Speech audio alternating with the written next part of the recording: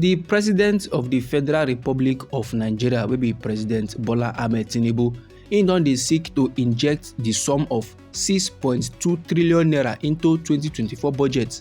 As I'm talking to you right now, my correct people, President Bola Ahmed Tinubu don forward give the Senate for consideration and approval of the injection of the sum of 6.2 trillion naira into the 27.5 trillion naira 2024 budget. Like this now, what this administration cannot do does not exist. But I still bring another interesting information for you, my correct people. The koko be say, this Japa syndrome, it don't come back again. Country people now, they don't yarn say abroad na abroad. They just want to come out from we country Nigeria. Whether na Togo they want go, it no concern anybody. They say abroad na abroad.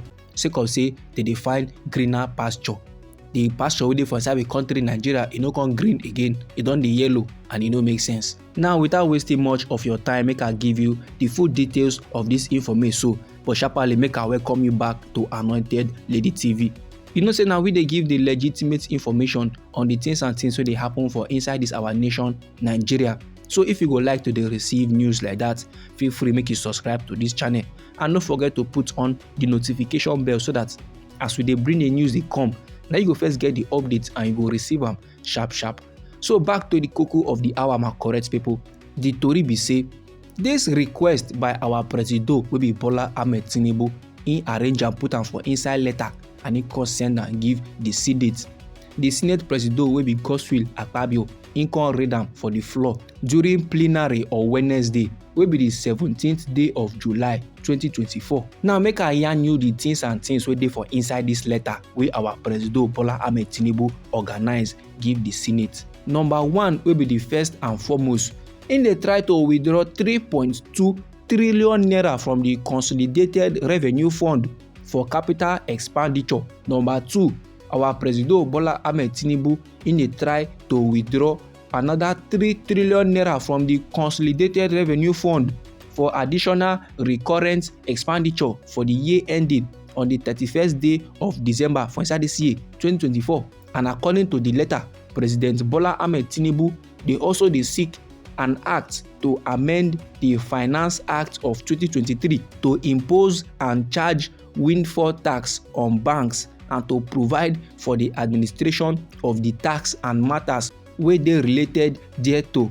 Then for fast and efficient consideration, the Senate now don already list the two requests on their order paper as executive bills for consideration. That is, now these two requests now go be koko wey the Senate gas look into, make dem consider and make dem torchlight am properly before they go come approve give our president Bola Ahmed Tinubu. And if this request by our president wey be Bola Ahmed Tinubu to inject 6.2 trillion naira into 27.5 trillion naira wey be the 2024 budget, if dem approve am, that means the budget size for 2024 go come increase to 33.7 trillion naira.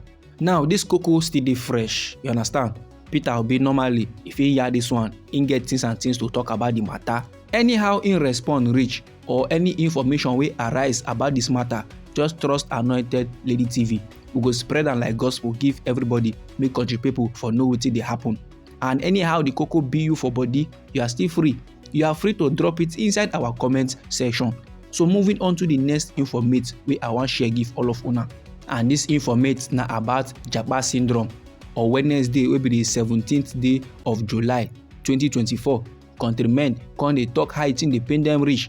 How ogbonge men for we country Nigeria don dey relocate, dey go abroad sake of say they dey look for greener pasture. Some country people sef come dey tell tori people say if they go just see opportunity to travel abroad, say sharply they go embrace am. They go collect the opportunity sake of say the economic situation for inside the country Nigeria, e no dey look anybody face, e no dey friendly, e don tie wrapper. Meanwhile, others come dey yarn say this economic situation wey dey choke so na everywhere o.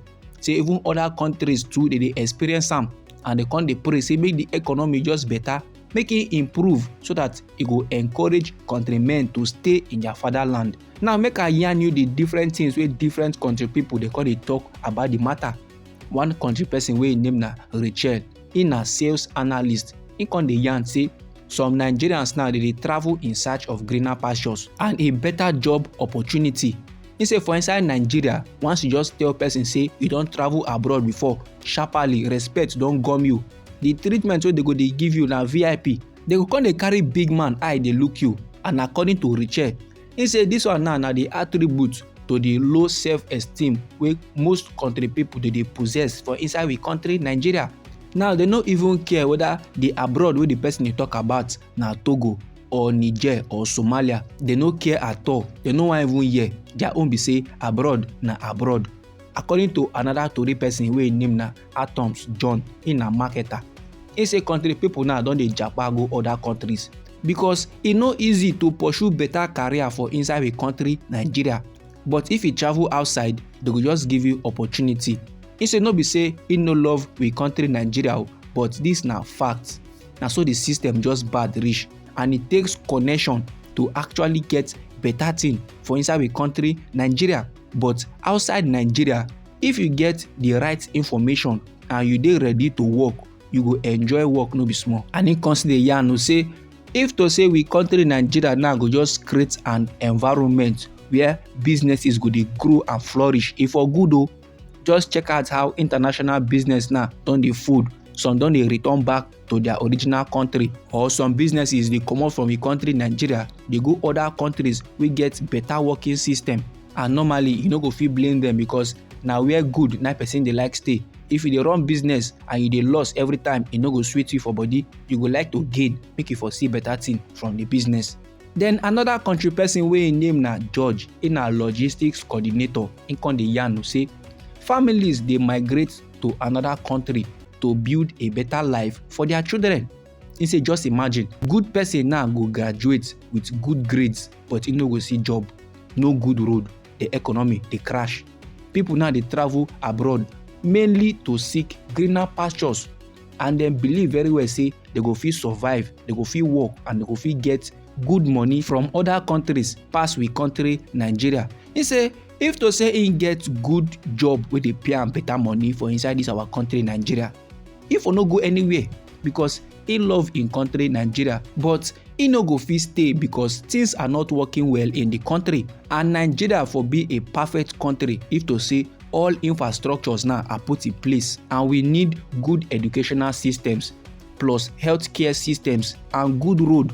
The government need to do better. All this one are correct people. They come from the logistics coordinator wey be George. And no be lie, my correct people. The government true need to do better. But how things want it better for inside a country Nigeria when politicians go dey loot funds wey belong to the country? They go dey thief am now, they do their own things. E no make sense. This na the information wey I wan share give all of una, my correct people. Anyhow the thing be you for body, or if you get contribution about the matter, you are free to drop it inside our comment section. You know say now we be Anointed Lady TV, and now we dey give the legitimate information on the things and things wey dey happen for inside our country Nigeria. So if you would like to receive news like that, you are free to subscribe to this channel and make you put on the notification bell so that as we dey bring the news they come, now you go first get the updates and you go receive them sharp. And they bring another information for you, my correct people. No go anywhere.